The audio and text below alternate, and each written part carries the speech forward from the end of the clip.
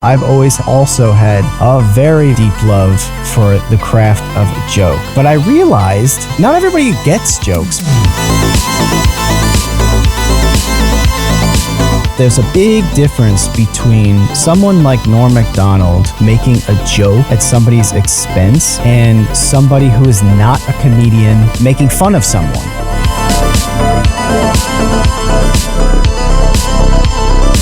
So how do you define what's being done with comedic intent? If you have two sets of rules, how do you figure out who the comedian rules apply to?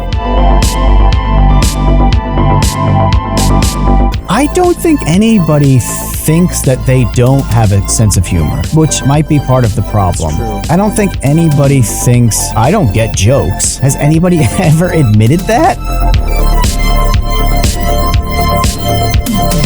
And they derived a certain smug pleasure out of on Norm Macdonald. And meanwhile think to themselves, I'm so much funnier than this guy. I should be on the stage. Do you think anybody thinks that they're as good as LeBron James at basketball? No way. No one thinks that.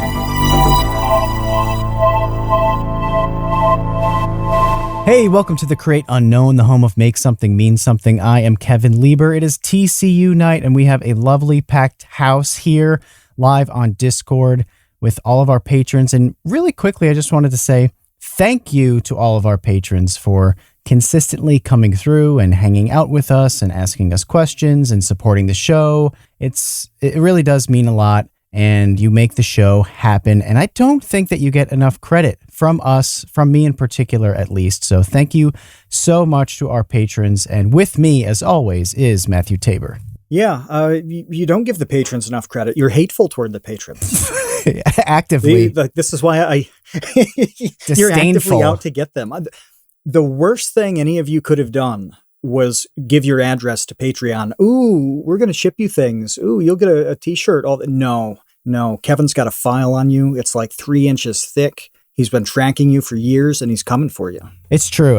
I hope that turkey jerky stick was worth it, because your life is ruined in exchange for that dehydrated meat tube. But who knew that would be their last meals? That would be the last thing you'll ever eat. But no, I genuinely do mean it, and I don't thank you enough. So I wanted to make that clear and remind myself to give you guys some props right here at the top of this episode. So thank you to all of our baby gang, infantry, dumpster crew, and our $2 tots and creator tier, the penthouse tier of the Create Unknown. You're all awesome. Absolutely. Today, guys though, like Linus and Trev, and it makes a tremendous difference. Yeah. Makes a tremendous difference. Yeah. It's why we get to do what we do for all of you.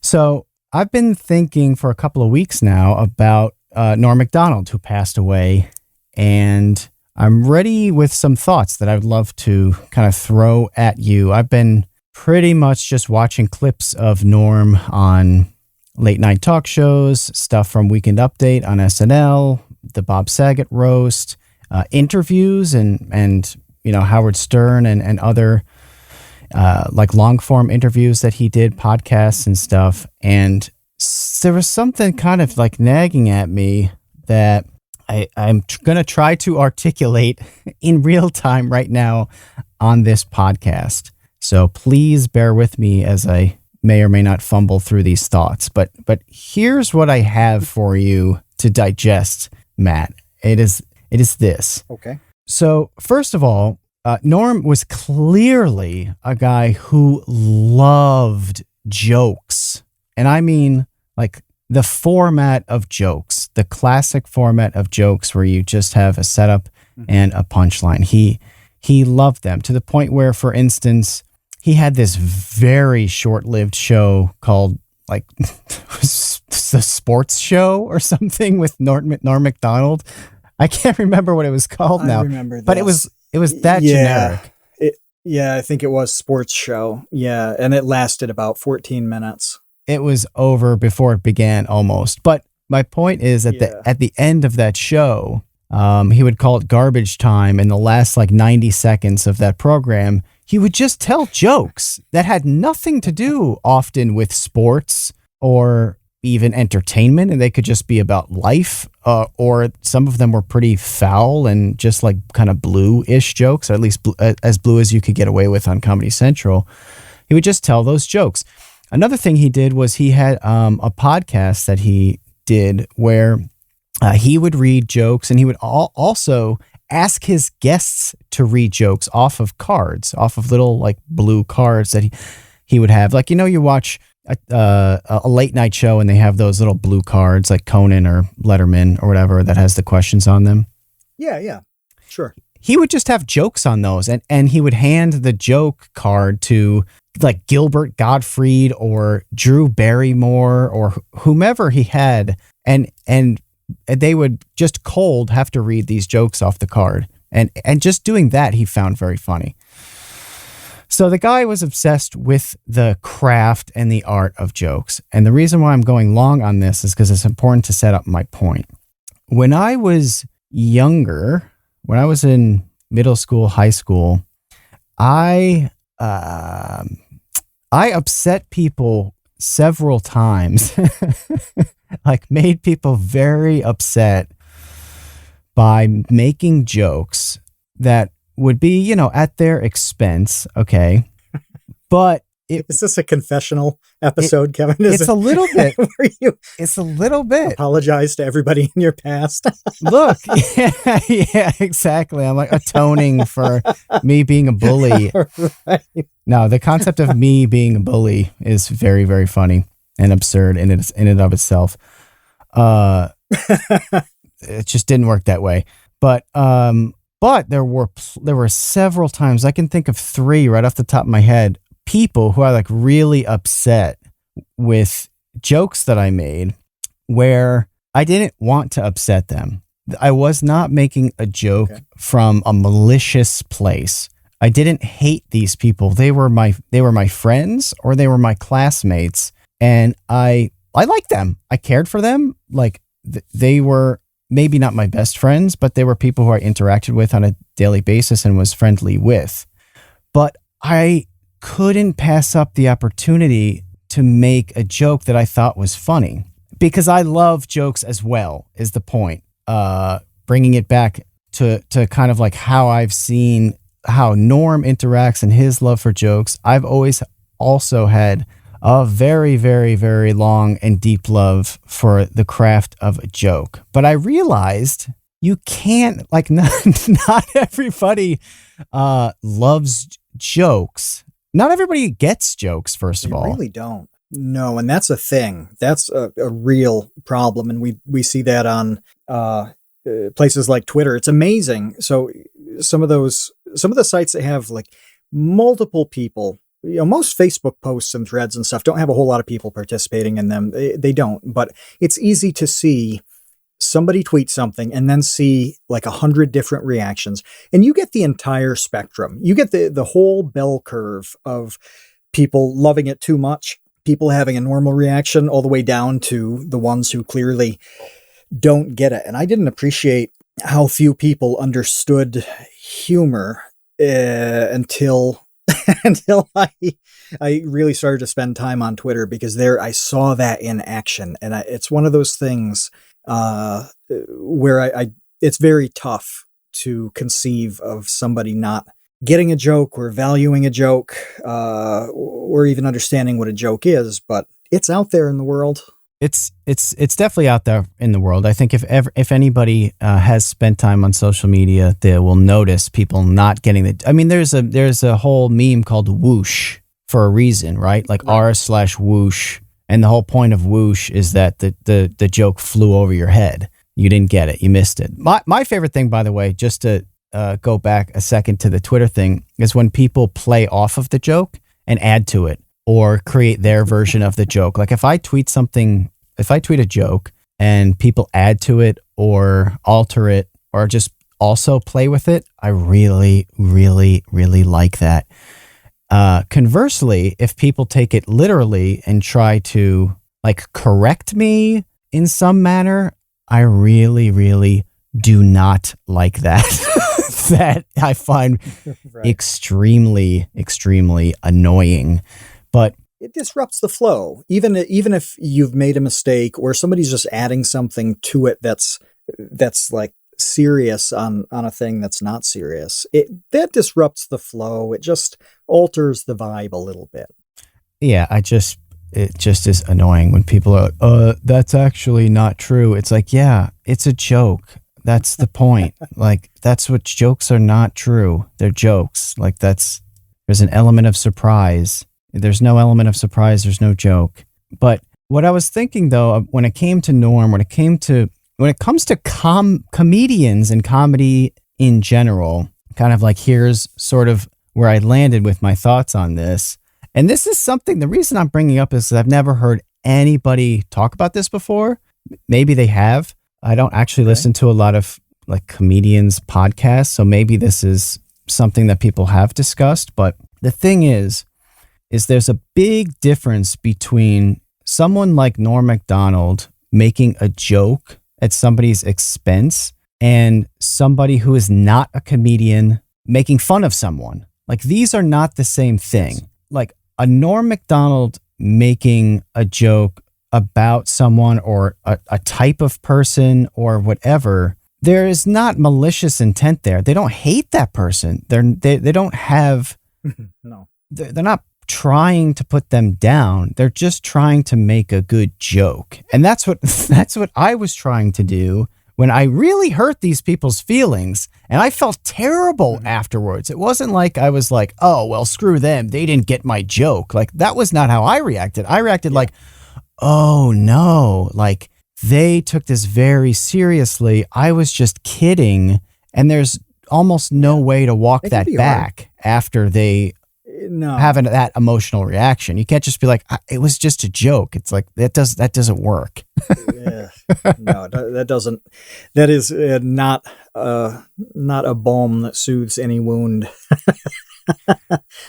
No, but you see this amongst a lot of friend groups, right? Like, if you are amongst a friend group, you can tell jokes at each other's expense and everyone will laugh. You rip on your friends. You rip on your friends. Like, that's part of the camaraderie of that group of friends. You have your inside jokes and everything, and people can poke and prod and tease each other to an extent that doesn't cross the line, but it can still be pretty offensive if you were outside of that circle. But ultimately, my point is, like last week when we were talking about demonetization, I brought up the fact that music videos have different rules. Like, music has different rules on YouTube than non-musical content as far as what they can say and show. I think everyone is clear on that. I think Coffee Break, when he did his analysis of YouTube trending, even discussed that at some point, right? I think that a problem that we have culturally is not being more clear that comedians need to have different sets of rules for being able to poke at people and things and scenarios and situations and circumstances and not get in trouble for it. So how do you define what's being done with comedic intent? What do you mean? Who's a comedian in that scenario? Like, if you have two sets of rules, how do you figure out who the comedian rules apply to? Well, we've seen people who are obviously comedians get in trouble for, like Norm Macdonald got in trouble. Like, you see this all the time where it's like somebody snuck a cell phone into this stand-up guy, whoever, Chappelle, or it doesn't matter, go down the list, and they did this thing and you're not going to believe it. Now everybody's outraged. It's like, I'm talking about like literal professional comedians. I don't even care at this point.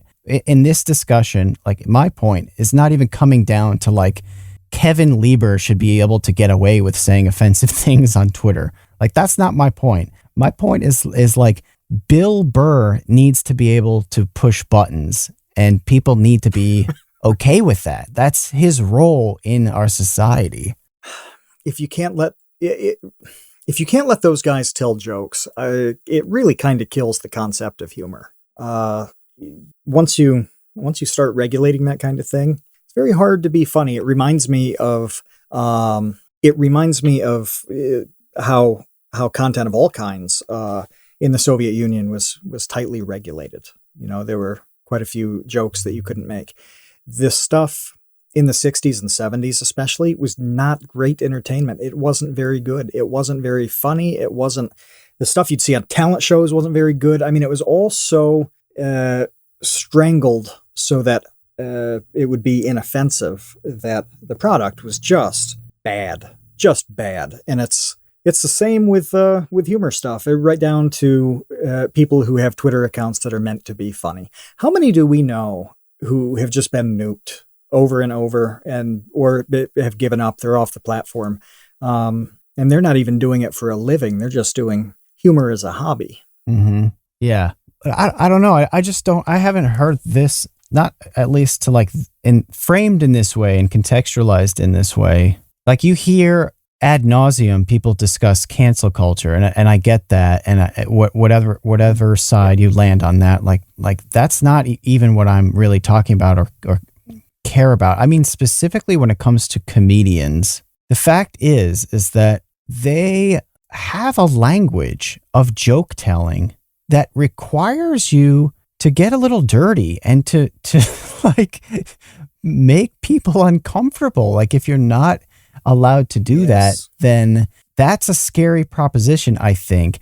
And the other thing is, like, if a certain percentage of people don't understand jokes and don't get humor and they're upset about it, what do we do with that? Like, how do we handle that? Like, that seems like a rough situation to be like, look, you don't get it, stay out of it. Do you see what I'm saying? It's a weird situation. Yeah, the problem is that they want to police the thing they don't get. So right. What I think of is, by the way, I do want to say one thing that Conrad pointed out in the episode chat when we were talking about, the comedian being able to get away with things that a normal person couldn't. He said that's the court jester syndrome, where if anybody else made those same jokes in front of or to the king, they'd be beheaded.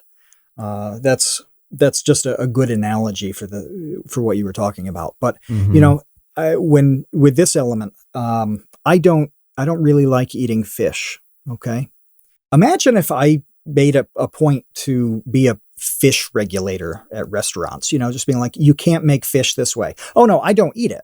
Doesn't matter to me. But I'm going to be very concerned about how your fish tastes. That's weird, and people would think it was just bizarre and me butting in, and it would be totally inappropriate. Well, that's what a lot of the people who don't get humor are doing, rather than just saying, I don't know what's going on here. I don't get it. This isn't for me. Have at it. They want to clamp down on it somehow or express disapproval or whatever. And I don't know how you fix that. No, but that's such a good point that you bring up. And I'm glad that we're getting somewhere with this, because it's true. It's like, look, this is not your thing. It's like, you know what? I'm not a huge fan of soccer. It's not for me. I don't like watching it. I am not interested in changing the rules of soccer games or soccer matches or, football. Like, I'm not going to say, hey, look, there's got to be 2 goalies from now on, because, right. One is not enough. We need 2 goalies, and those are the rules from now on. It's like, no, I'm not butting in on soccer talk. What we're seeing with the comedy people, the comedy scolds, it's more like you giving me a hard time because I watched the Euros. Like, you didn't. I was watching England go through the Euros, and I liked those games, and I made an effort to go see, at like on a big TV somewhere and all of that. You don't like soccer, but you weren't like texting me and saying, what are you doing? That's disgusting. Yeah. How could you go watch that game? No, you didn't. You're like, no. Oh, he's enjoying. I'm like, that's cool. He's enjoying this sport that I happen not to enjoy. Yeah. Who cares? But with the comedy scolds, it's a completely different mood. It's like, I don't like it, therefore you should not be allowed to like it. And if you continue to like it, then I'm going to judge you harshly. And you're a bad person. Yeah. You're a bad person. Yeah. Yep. And the other thing is, I don't think anybody thinks that they don't have a sense of humor, which might be part of the problem. That's true. Like, I don't think anybody thinks I don't get jokes. Has anybody ever admitted that? I've heard people say they don't really like music, and we know that like amusia is a is a condition where people just get no emotional lift from listening to music, and it's boring and or uninteresting it sounds to them. Bad. Yeah. Like you remember the thing, I remember one thing that came up in the research that you did about how to somebody it sounded like pots and pans clanging, that it not only wasn't pleasant to them, but it was a decidedly unpleasant sound to process. And I have a feeling that humor is like that too. Occasionally you'll hear, like we've been, talking about a show we watched on Netflix, Love on the Spectrum. There are some people who are very self-aware and understand that they have like certain social deficiencies. In that case, due to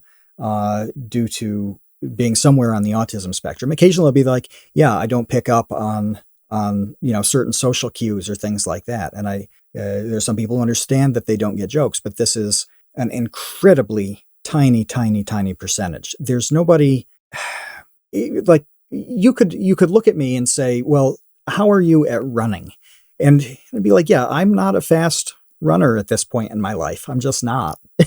No, at no point in my life. Comfortable saying that I'm comfortable saying that I am not the quickest guy. If you need somebody to run for help, it shouldn't be me. But if you ask somebody, like, are you funny? Nobody's going to be like, actually, that's not at all one of my strengths. That's just something that like on the character slider when I was made, they put that down to like a 1 or a 2. Nobody says this. Well, not only that, you always hear whenever they do those dating things, like, what are you looking for? Oh, someone to make me laugh, someone with a good sense of humor. Like that is in the top like 2 almost always of what people are looking for. Yeah. So like, of course, no one is going to be like, I don't understand humor. And humor is like an umbrella, there's different forms of humor. And I suppose like jokes are just one like vertical under that umbrella. But again, so here was this other thing. Malcolm Gladwell wrote this article that was like, I don't think Norm Macdonald was funny. And in the article, this was after he died? This was after he died. So after Norm Macdonald died, this was so weird. This just like further goes into my point about how like weird we treat humor in society. Malcolm Gladwell, after Norm Macdonald passed away, and literally everybody is talking about how much they loved Norm and how funny he was. Mm-hmm. Malcolm Gladwell like saunters up to his keyboard and types up some article about how he didn't think Norm Macdonald was funny. And in the article, I'm paraphrasing here because I don't remember exactly what he said. He more or less admits that he doesn't like comedy. Like, I'm pretty sure he's like, pretty much. I don't really like SNL and I don't like this. And it's fine if you don't like SNL, but he kind of runs down this list of like famous comedic outlets that he doesn't care for. It's like, well, why are you writing this article? Why are you writing this article about how you didn't find Norm funny and when you don't like what funny things? What is your problem? I mean, that's the angle he takes. That essay, which I threw in the episode chat, he describes himself as an outsider to humor. It's a really strange thing because I can't even quite comprehend being that. It's one of those things that like I don't know, I can't comprehend what it would feel like to not breathe air or to like breathe underwater. They're just the way things have kind of always been, and I can't think of anything any change to it, but that's what he's doing is like, I'm an outsider on funny things. He says, let me analyze I pulled it up. You put it in the episode chat. He literally says, word for word, verbatim, I'm not someone who cares that much about comedy. Then what's the point of your article, dude? Like, why would am I going to write, again, let's go back to soccer. Am I going to write an article about how Ronaldo actually sucks? You know what? I think Cristiano Ronaldo was not a good soccer player. I don't watch soccer and I actually don't even like it. But here's why I think that he wasn't all that good. It's like, what are you doing? It's totally possible to critique somebody like Norm Macdonald and say, I don't really like that style of things. I don't like these jokes where it could be one sentence with a setup and a punchline, or 100 words. No, I like these very long expositions of things rather than taking a little bite and then me having to push and pull on it to, find it funny and find meaning and stuff. I'd rather read a satirical novel that's like 400 pages and well written. Okay, fine. That's an actual argument. And you could say that Norm Macdonald's style was lesser because you considered this other thing great. But that's not what Malcolm Gladwell appears to be doing here. No, if you're like, I love Jack Handy or David Sedaris, they're more highbrow to me. And this is kind of like, lowbrow, blue collar comedy. And it's not for me. Like, okay, I guess that's right. Fine for you to write an essay about. I guess even that seems weird to me. Valid, sure. Sure. At least it's coming from some sort of place where you're contrasting it with the thing that you do like. But to contrast it with the thing, like, I don't like this at all, and I don't like this guy in particular, it's like, oh, okay, what exactly are you doing here? Like, why did you come in here? Why did you enter this arena? Why you don't like to play in this ball pit? Get out of the ball pit. But I think that people, again, we have a strain. Maybe it's an American thing. I don't know. Maybe cross-culturally, this doesn't quite exist as much. Like, do Germans really care about senses of humor? I have no idea. Do like Nordic people? Do the Japanese? I have no idea. But in America, like it seems really important, this concept of having a good sense of humor, and whatever percentage of the population don't have access to it seem like unwilling to admit they don't like it, or they don't have one, or they don't get it. It's a very strange phenomenon, I think, at least in America. And I don't know what we do about it. Attitudes. But I just wanted to throw this out there, especially when you see people like what you're talking about, where it's like, I hate this thing and I'm going to ruin it for everyone. It's like, well, why though? That's not fair. This came up with, 2 weeks ago. We go online and it's blasting everywhere that Norm Macdonald's dead.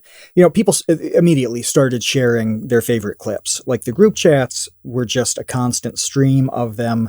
On the Discord here, there were a couple people who put some things up. We were talking about it. It seemed like everybody immediately went to their favorite bits. And a lot of those bits are probably not things that you could post. You wouldn't be able to go on the Vsauce 2 account and be like, hey, I know, this is a little different, but I really liked Norm Macdonald, and here's one of my favorite bits. You'd have to be really selective about what bit that was. And even if you had one that was appropriate, how many people are going to jump in the comments and be like, don't you know about those other things that he said? Those terrible, awful things? Those other jokes that weren't funny? Well, that's kind of my point, is like, I'm tired of hearing about those people saying those jokes weren't funny. Like, I don't care if you didn't think it was funny. Go away. Be quiet. Yeah. It's not for you then. Yeah. Like, move along. Like, why do you have to chime in? Like Malcolm Gladwell, why do you have to chime in? Go away. It's so I think it's really strange that he thought that he would have to weigh in, but it's not any different than just, if you do have a Twitter account, you can literally tweet about anything with very few exceptions. Anything is on the table for you to talk about or to talk to somebody else about. Why would you stop and police somebody else's joke?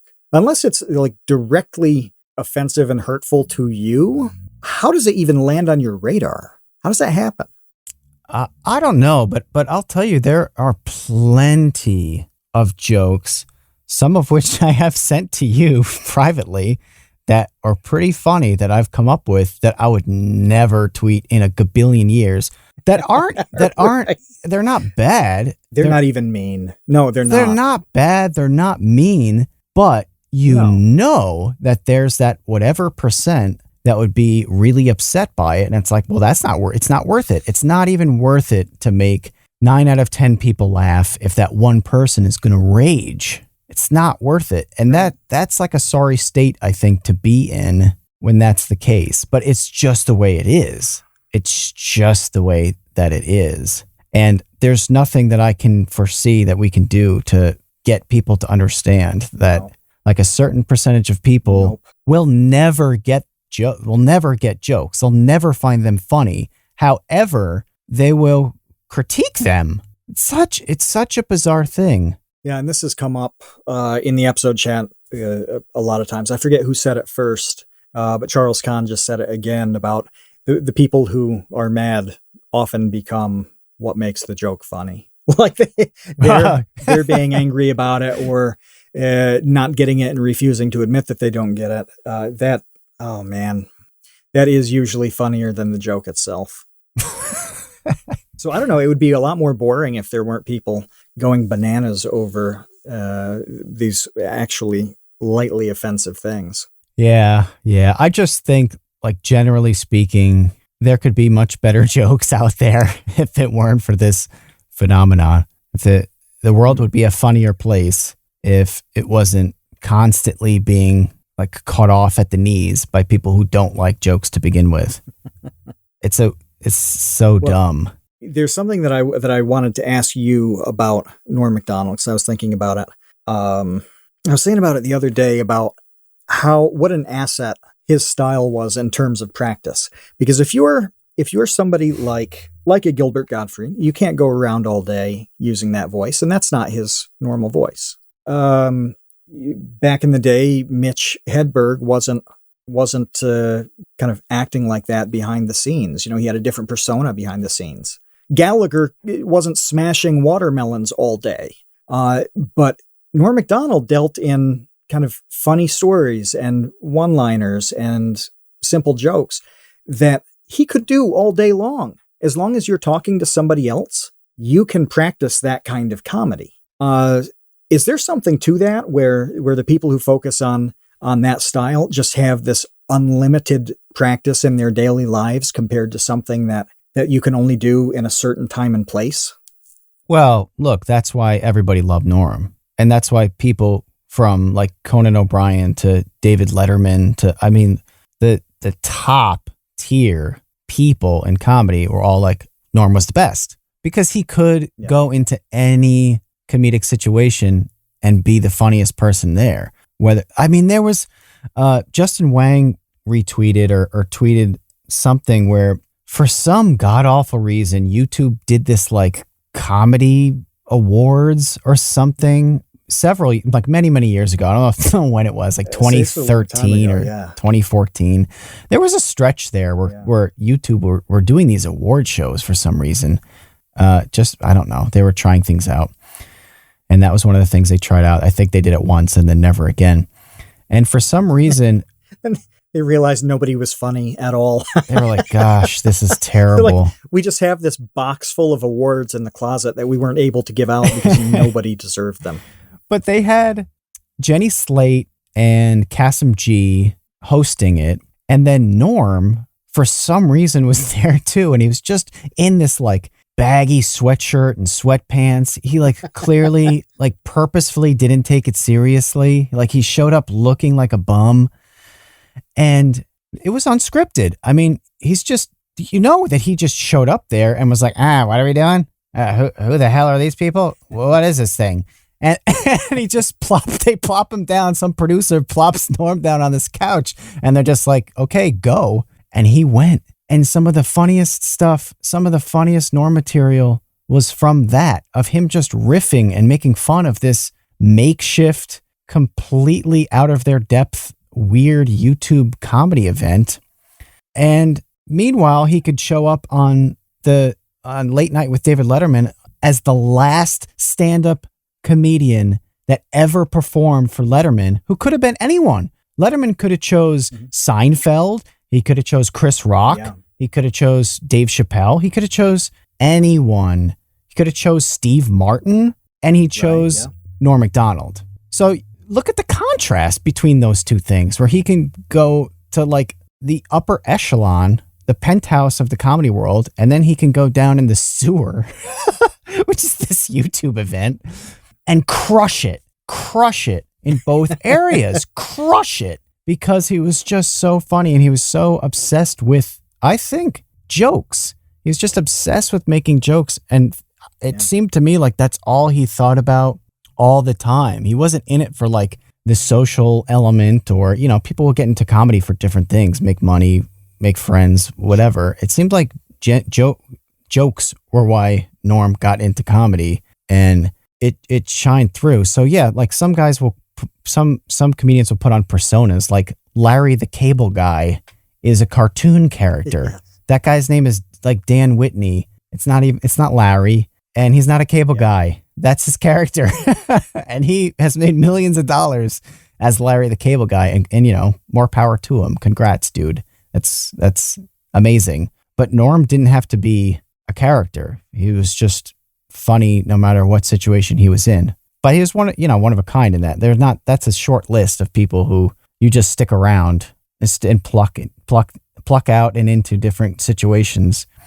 And he's the funniest person there. But again, it's like, I get that because I get what he was doing. They were calling him like a comedian's comedian because all the comics always understood what he was doing. So for example, he bombed terribly at that Bob Saget roast. Really, really bad on purpose because, well, for a couple of reasons. One, he didn't want to roast Bob Saget because he loves Bob Saget. Like Bob and Norm were very, very close. So he didn't want to make fun of our coworker, Bob Saget, by the way, our peer, Bob Saget. Studio 71's own. Bob Saget's podcast is also on the Studio 71 network. And so what that makes Bob Saget to us is a close personal friend in real life. That's right. So Norm didn't want to roast Bob Saget, A. B, he didn't want to be blue. He didn't want to curse but that's part of the point of roasts is that, oh my gosh, can you believe like how foul they're being with their language? Oh, it's just part of the thing. It's part of the right. You get one of the Golden Girls like making a horrible sex joke. That's kind of part of the charm of a roast. Yeah, like Betty White's talking about queefing, and you're like, oh my God, this is unbelievable. And that's part of what people like about roasts. So Norm shows up kind of against his will because he doesn't want to make fun of his friend, and the producers and even Bob was telling him like, look, man, just throw in some F-bombs here and there. It's like what the show is about. But Norm, being Norm, does the complete opposite and just reads jokes out of like a 1940s joke book that are absolutely horribly stupid. Like it's like, hey, you got a Bob Saget here's got the face of a flower, a cauliflower. That's it. That's the joke. Your face looks like a cauliflower. Like then the 8-second silence after the joke. Yeah. But what's great about that is that the comedians on stage are all crying, laughing because they know what Norm is doing. Meanwhile, the audience is like stone-faced, bored at best and annoyed at worst because they don't get it. They don't understand what he's doing. And that's just like another thing that I found interesting when just going back and looking through Norm's thing and thinking about comedians and everything is sometimes they're doing things that people just aren't going to get, but that doesn't make them not really, really funny. Like they will purposefully do things that they know people will not understand. And that's why it's funny. Yeah. Like that ends up being the joke. It's like, it's essentially trolling in a way. It's kind of what I guess trolling is. But again, the fact that the people are not in on the joke makes the joke funny. So meanwhile, all those people probably talked about how Norm Macdonald sucked and he was not funny at all. And he's a moron where the exact opposite is true. And they derived a certain smug pleasure out of shitting on Norm Macdonald. And that to them, I'm sure, was righteous and funny in a way, to be able to critique such a low-class man.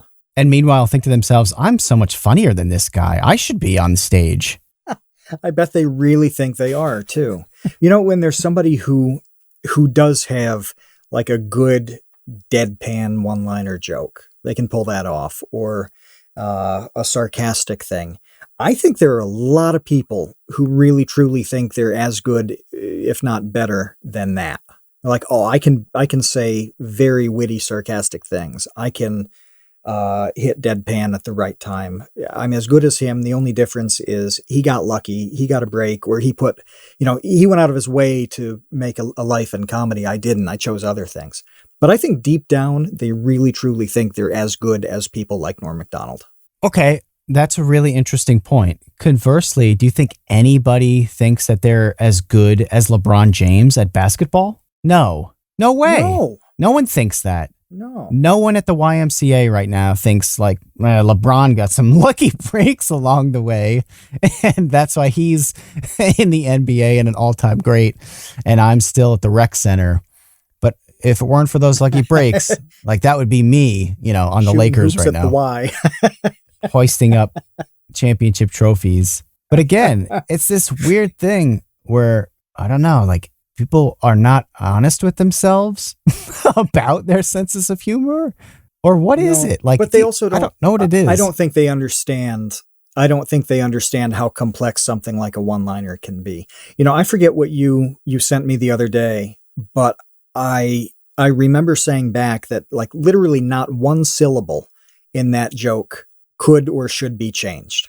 Like it was that perfect with cadence and flow. It just popped over like 7 words. It was perfect. I don't think a lot of people realize that it gets that detailed, that it gets that fine, that all sorts of little things matter. And again, this is a Twitter thing. Like when you follow a bunch of people who are funny, some of them which are practiced at sharing their funniness and others who are just funny people, you see that 2 people can tweet virtually the same thing, but if it's not worded the right way, it's not going to resonate. It's not going to bang. And so it's not like you throw out this thing that is just plain funny and everybody's going to laugh. It doesn't work that way. Mm-hmm. It's got to be set up right. It's got to be delivered right. It's got to be the cadence of the thing has to be right. So the payoff is the payoff. Just whatever the format is on this, that exists. And if you don't realize how complex that really is, how could you think it takes tremendous talent to pull it off?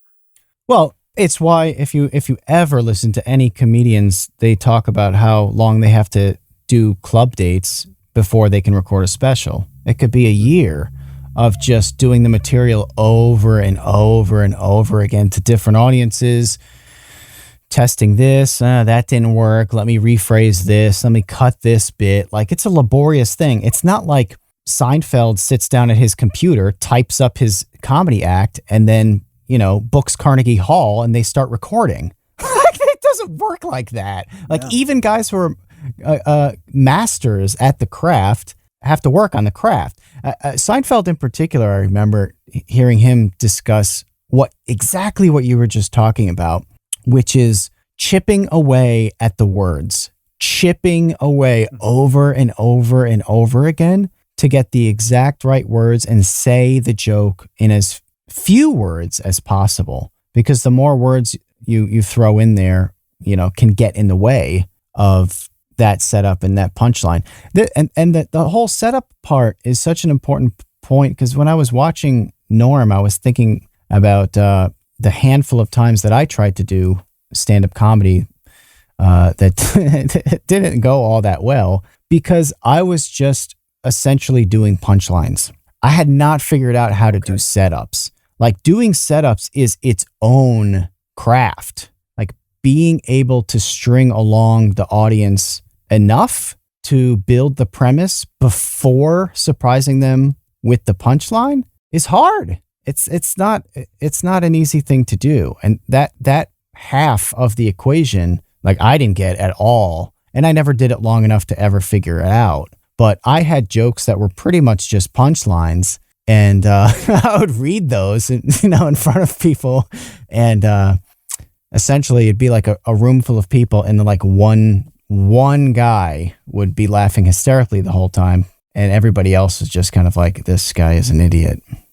And I was an idiot. I was not good at it because I didn't set up those punchlines properly. Hard. It's really hard. And we've talked with so many people about things like title and thumbnail on a video. Yeah. It's not a lot different. It's you've got to get somebody interested, whether it's to click a thing or to hang around for the funny part and to, think enough about the thing so that whatever that punchline is actually funny. Like they've got to get hooked on something. And it's kind of the same, like no matter what the medium is, there's always that element of kind of setup and hook. And I don't think a lot of people who are very funny and they're loaded with with funny topics and punchlines and stuff like that.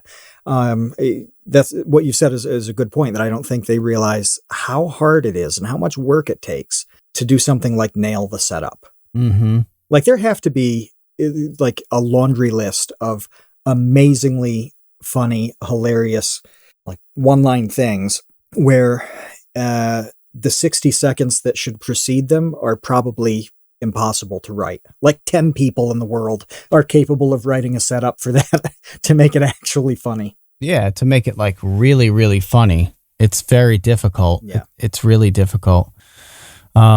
So yeah, I mean that's more or less what I wanted to kind of get out, is just this phenomena of people who, in my estimation, don't even like jokes, trying to ruin them for everybody else. And is there anything we can do about that? I don't know. I mean, the first thing and the reason I wanted to record this podcast is that I just want to get this out there, this concept, because I haven't heard anybody talk about it in this light before, like in this context. Yeah. Like you hear people being mad about jokes and wanting comedians canceled for their jokes, and you hear that end of it. But what I'm suggesting is like this to me, and I would love to hear people's feedback to this. It just seems really unique to comedy. And like you said, whether it's like a seafood restaurant or soccer matches, no one seems to apply this to anything else,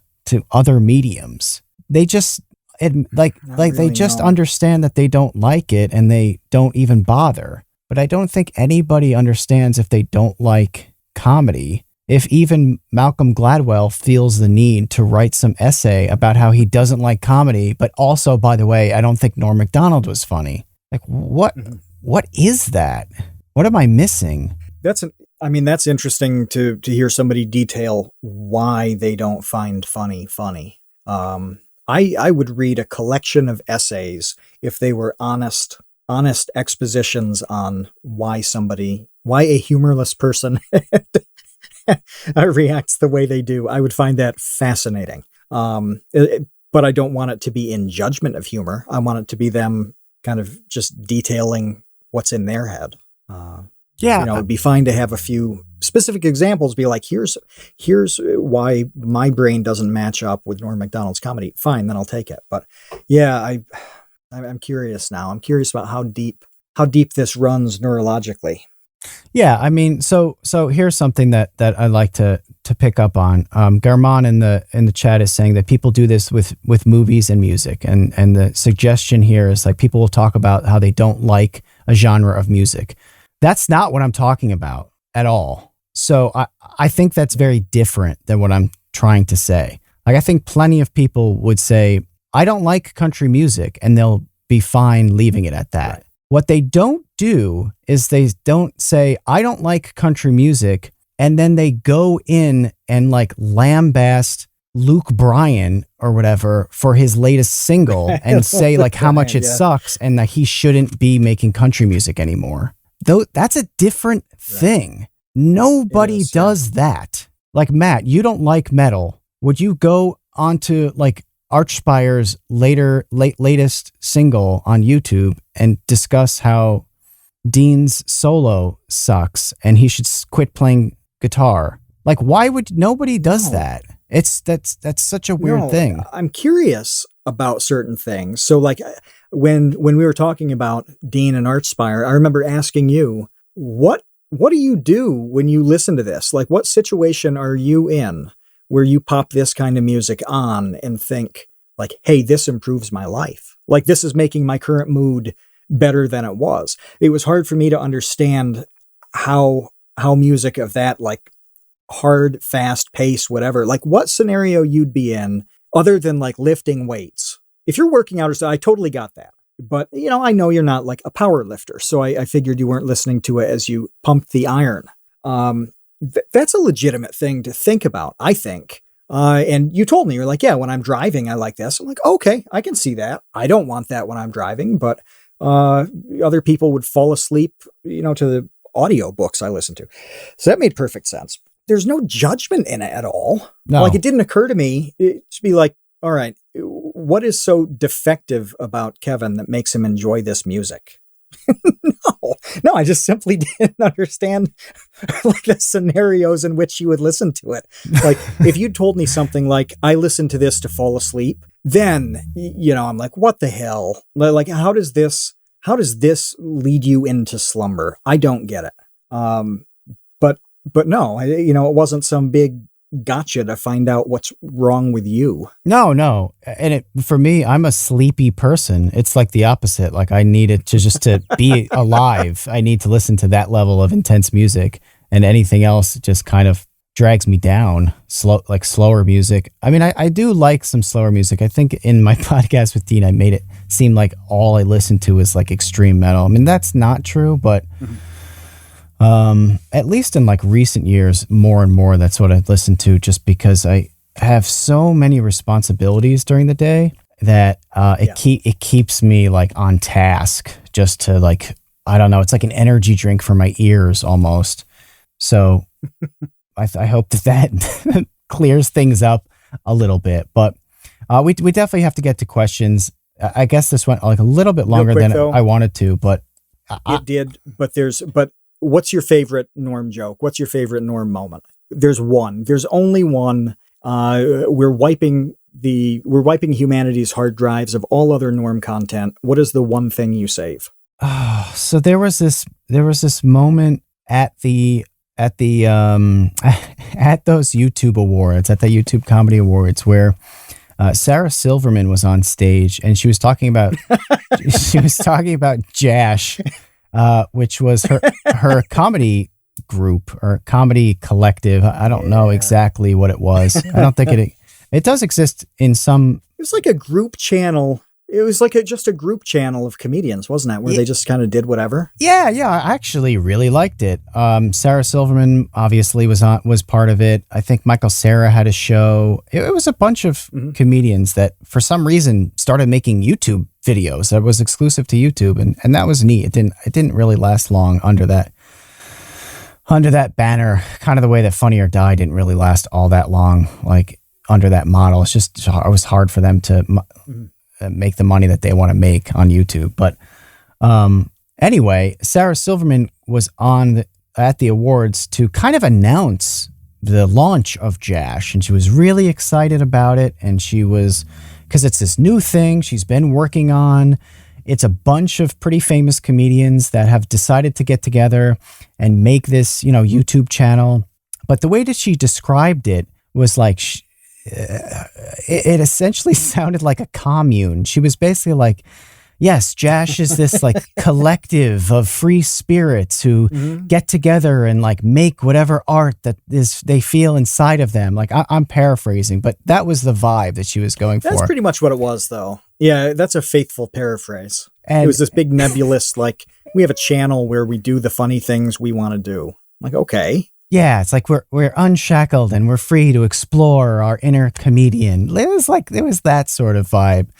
And Norm just like stares through her soul, kind of interrupts her and goes, "No offense, but that sounds like some commie gobbledygook," which was, and the best part about that clip is that Sarah's face just melts. Like, her enthusiasm for what she was just trying to describe, it just slips like off of her. Sad trombone personified. Oh my, yeah. Like, she is just destroyed. She is destroyed. And I've watched the clip so many times because it's such a human moment. Her face, her reaction to Norm being able to just like cut that thing down, like just just sliced the Achilles tendon of what you just said wide open, just going, that sounds like a bunch of commie gobbledygook. She spends, 60 seconds blowing up this big balloon, like painstakingly, lungs heaving. Yeah. And then Norm just like pops it with a pen. Norm Norm like pops it with like a crayon. Like it's like something like it shouldn't even be able to pop it. And he just goes thunk and it just blows up. And her face is just so defeated in that moment because there was nothing she could say in response. That's the funniest thing to me. I probably watched that moment. That's a good one. Probably 24 times because it was so real. It was so raw. Like it was not a joke that he'd been rehearsing for, 12 months. It was Charles Kahn just put her face in the episode chat the moment at which she does this audible, he drops the bomb on her. She does this audible groan that's like, like it's like a hard sigh. It's like a defeated sigh. She's just like a painful sigh that she lets out. And the whole thing is just so unbelievable. And again, can I go back to my first point? He doesn't hate Sarah Silverman. Yes. He doesn't hate Jess. He doesn't think that they're stupid or evil or, they have ill intent. No. He thought being like the older out of touch guy raining on her parade was funny in the moment. And it was. Exactly. He's like, an awesome response. This is going to be the funniest thing I can say right now. So I'm going to go for it. And he did that over and over and over again. The other thing, let me say real quick, if people want to look this up, is when Norm was on Conan and he stayed on while Courtney Thorne-Smith was on to promote a movie with Carrot Top called Chairman of the Board. Oh, God. And for some reason, Norm is still there. He just stuck around, which was like an old-timey thing to do. The guests would do that on Carson. They would just slide down and like all the guests would kind of hang out the whole time. And Norm had such reverence for like the old time comedians. So I'm guessing that's why he did this. He just stuck around. And so Courtney Thorne-Smith is trying to promote this movie that she's in, which is what you do when you make a movie and you go on these late night circuits. And Norm is just ripping on Carrot Top. He's not making fun of her, but he's like just making joke after joke about how dumb Carrot Top is essentially. And it's very, very funny. And Conan is playing along, but he's still trying to kind of rein things in at the host. And finally, like Conan tries to pull the segment together and is like, all right, let's promote this movie. What is the movie called? They hadn't even named the movie yet. Courtney Thorne-Smith hadn't even got to that point yet because they just kept going in circles about ripping on it.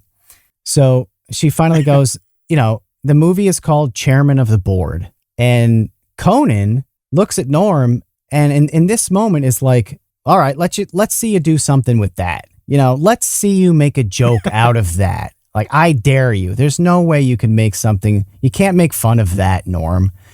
And Norm, with his little conniving brain, just sits there for like a beat, like a second or two. And he goes, I bet Chairman of the Board, I bet board is spelled BORED. And they just lose it. Like Conan loses it. They all lose it because he was challenged on the spot. Like, I dare you to make fun of this.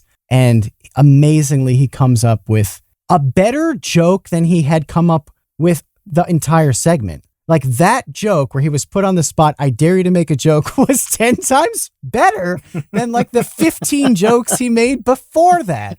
It's that part is also just so freaking amazing because it's like, how did you do that? How did he do that? But that's why people love Norm, is that like comedians can look at that and be like, that guy was amazing at what we try to be good at, basically.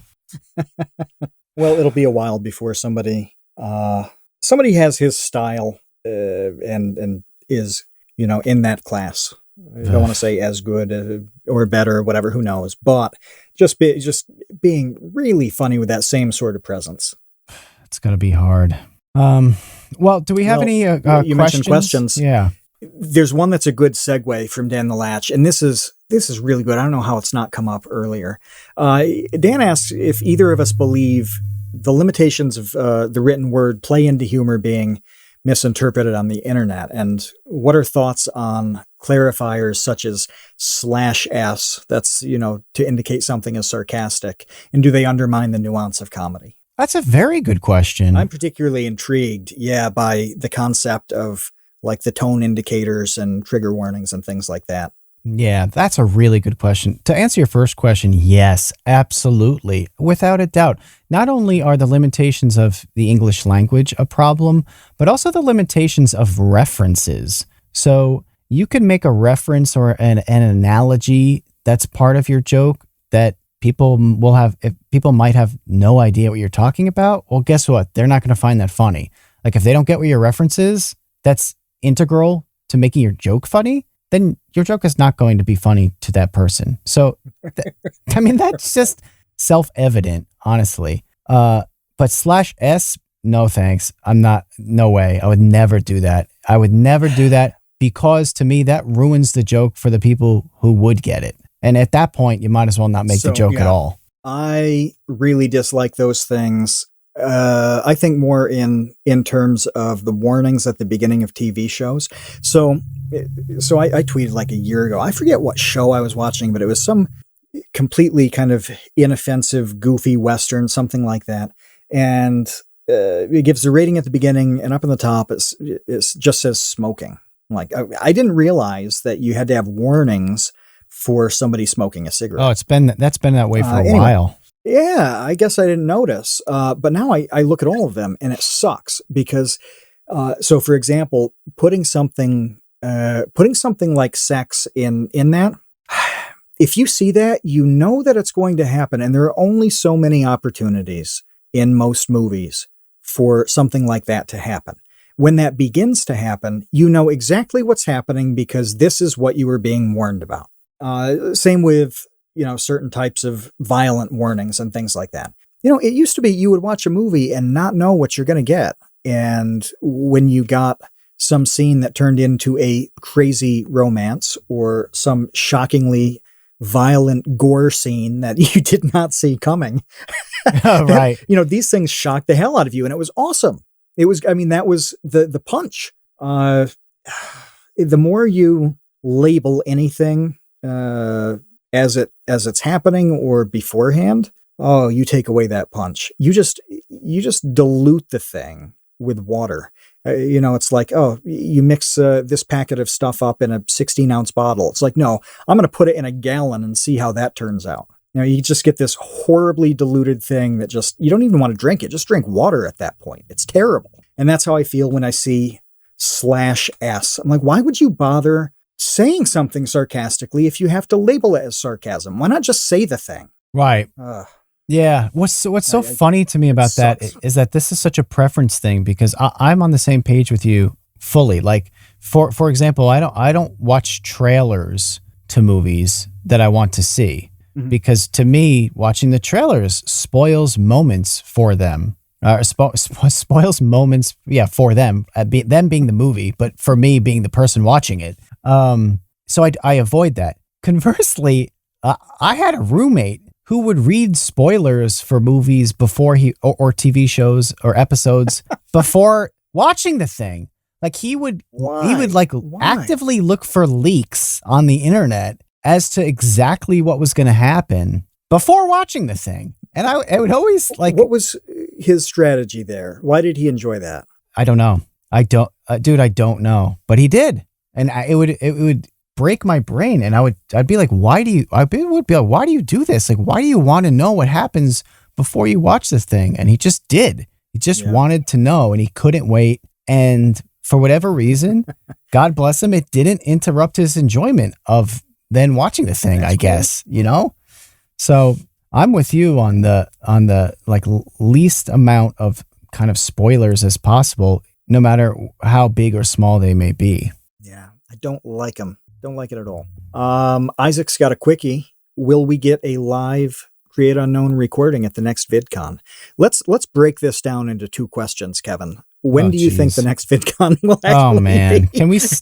What are you putting your money on? Can we put a moratorium on the word VidCon until we're physically at one? Because at this point, man, it's like it's not real until our feet are like in contact with the convention center. That's when it'll be real. Yeah.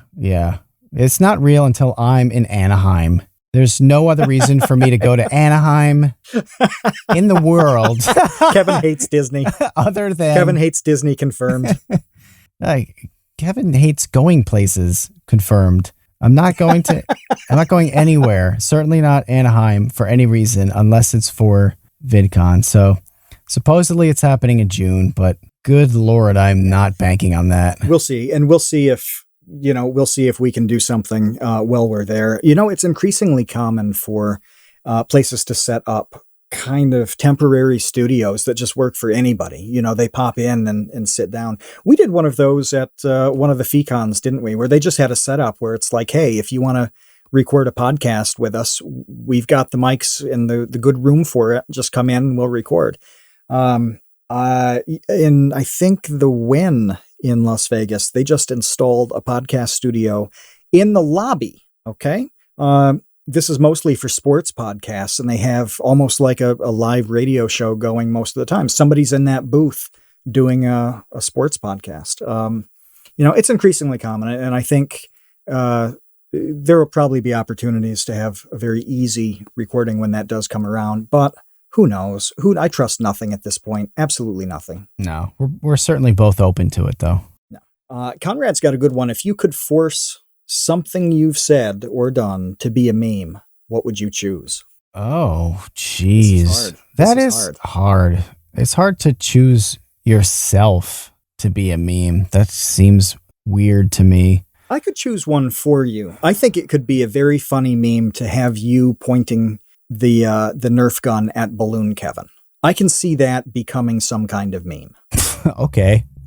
And because a guy you label me shooting the gun, like his mini me and the balloon. Yeah. Kind of like the jealous girlfriend just the meme. Concept. Yeah. And the guy, the concept of somebody killing a little representation of themselves is just kind of funny. I can see that becoming something. Yeah. Yeah, I'll go with that. I can't answer how to meme myself. I find that awkward. That's a hard one. Yeah.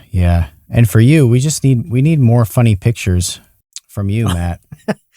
I don't have very many. I know. We just have you in your shed. I quit That's about after, shed and overalls. That was it. Like, okay, good picture 15 years ago. Why would you take a second one? That's it. I'm set for life. I got one. Yeah. It's like it's 1886. Tom Videogre just posted an image in the episode chat of the scene I'm describing, but with Kevin and Balloon Kevin's faces swapped, and it's amazing. What is the "that is hard" thing? Charles Kahn posted a meme of me saying "that is hard." I've never seen that before. That's an old one, given the beanie. Very old, yeah. That one's from the deep. That's weird.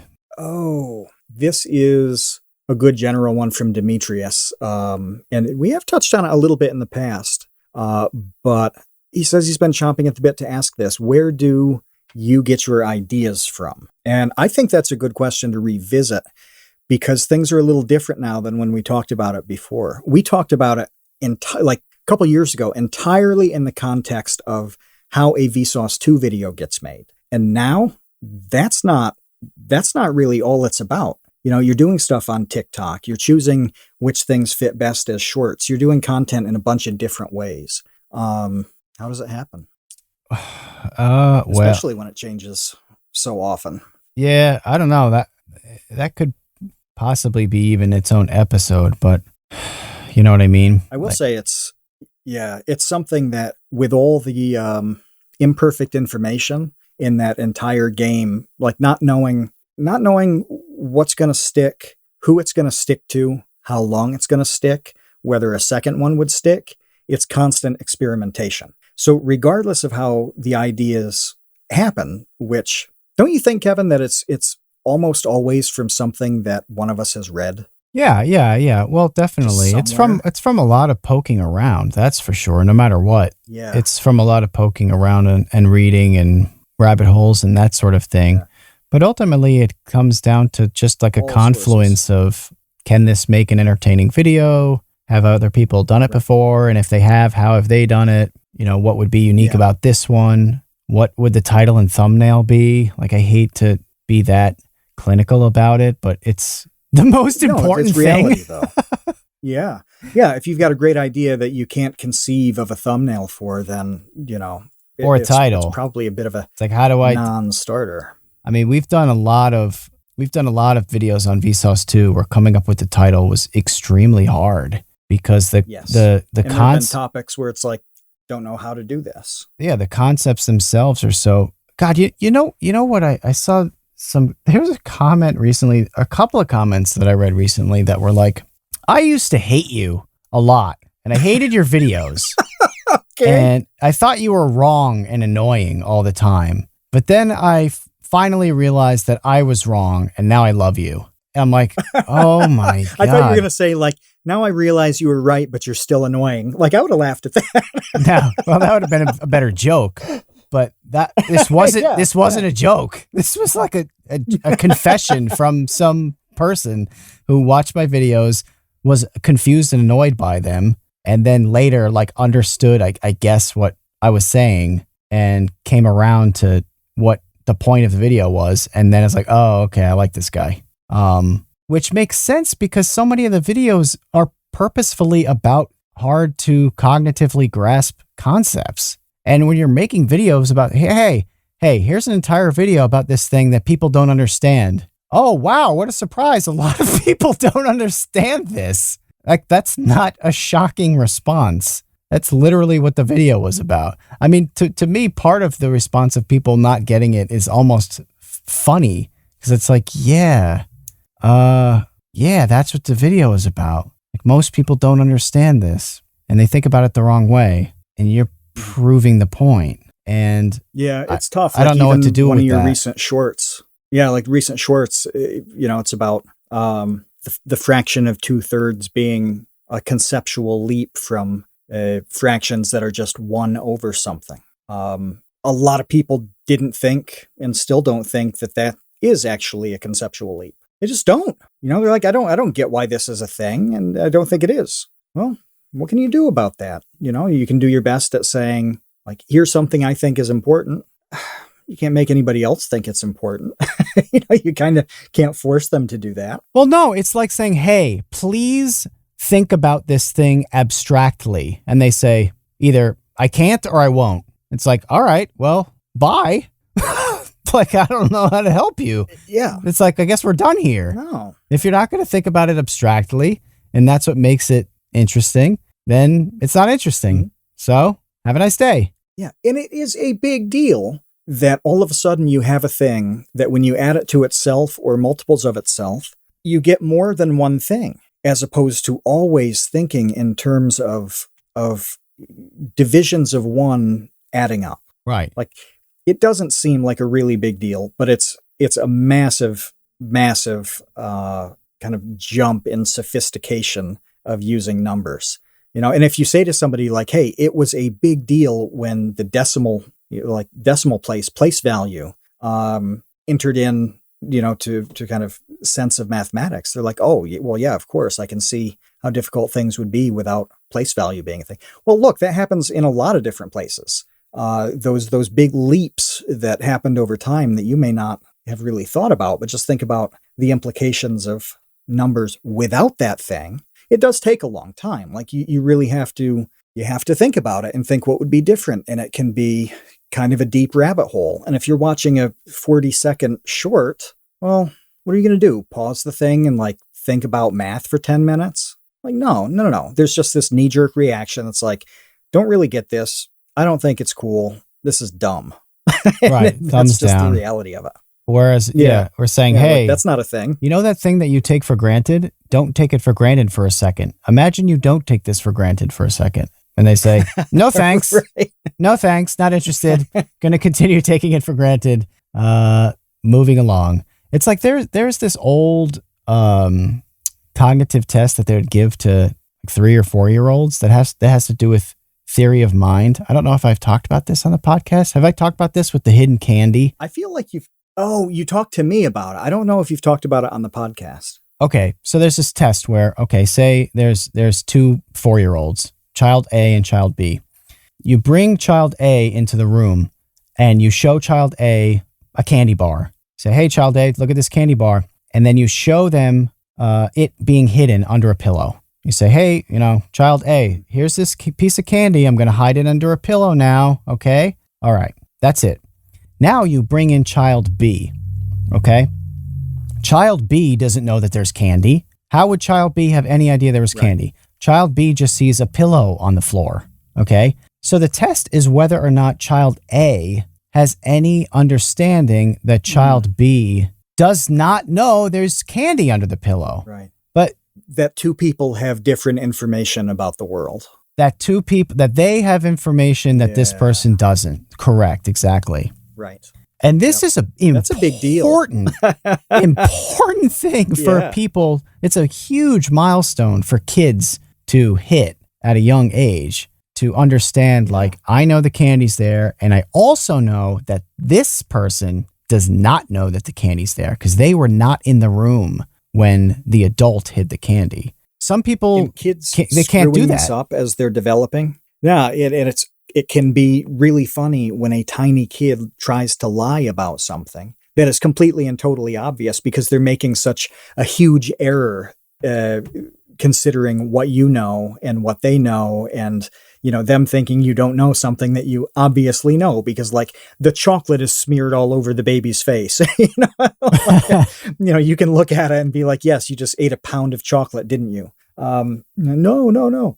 But that mismatch is exactly the same kind of thing. Yeah. So I feel like the general thesis of this episode has been mismatch. Oh man, but again, I would love to go back to the original conceit of the episode that I had in regards to what I see as being a strange thing that happens with comedy and nothing else as far as I can tell. If anybody can pull up some sort of analogy, I'd be interested in hearing it. Or if anybody has read anything or heard anything further about why this happens. But I don't think there's anything we could do about it. I just think at the very least it's worth being cognizant of. And I don't know, maybe at some point enough people could be cognizant of it that when people butt into that, they can be, ushered out the back door proverbially. Say, you know what? This is not for you. And dragged out. This is not for you. And not everything is for everyone. And that's okay. That's what makes life interesting. It makes people interesting. So we have different interests and loves and passions and dislikes and everything. But not a big fan of Malcolm Gladwell's article or that type of response to like the FOMO of like not getting why other people think. That's what it seemed like to me. It's like everybody else thinks this guy's so funny, not me. Clackety clack clack clackety clack. That's him. What is clackety clack? That's him pounding his keyboard. That's the sound of his keyboard keys. like clacking away in anger at not understanding why Norm Macdonald is funny to people. Clackety clack clack clackety clack send. Thank God I let everybody know. Brilliant. Yeah. Jeez Louise. But yeah, let us know what you think about this because I am interested. So leave the comments. If you're listening on YouTube, leave comments in the old YouTube chat or send us. Yeah. Or just hop into Discord. Let's go back to that. That's the best way to chat with us is in our Discord. It's where we record these episodes. It's where our patrons are at. So if you would like to do that, we would love to have you. But I think that's it. We're done for questions. I think we're good. We got to be tonight. Okay. I think we're good. All right, everyone. We will see you next TCU night next Wednesday. Until then, we're out of here. See you, Space Cowboys. Thanks for listening to The Create Unknown. We'd like to extend a huge thank you and congratulations to the Tots and Dumpster crew who save tiny little lives every single month. A tremendous shout out to our elite baby gang commanders. Linus, our newest. Trevsdead, Boromir, Botdogs, Chinchilla, Isaac, Conrad, James, Andrew, Jeff Davis, Patrick Pister, Baseweight, Monahim, Dojangles, and Zero. And thanks to our grizzled, battle-hardened child infantry. Jen Maffasanti, Kevin Menard, Mikhail Steinke, Risebread, Sean Malone, Triple Question Mark, Ryan, Kamikaze, Maria Marco, Sheep, Tom Videogre, Jelksies, and Dan the Latch. Thank you as well to our indentured servants, producer Dan Yosua and producer-editor Ben Webster. Thanks to Baseweight for use of Created in the Unknown for the opening theme, and to Electro Voice for giving us mics to sound good on top of it. The Create Unknown is an Unknown Media production in partnership with Studio 71.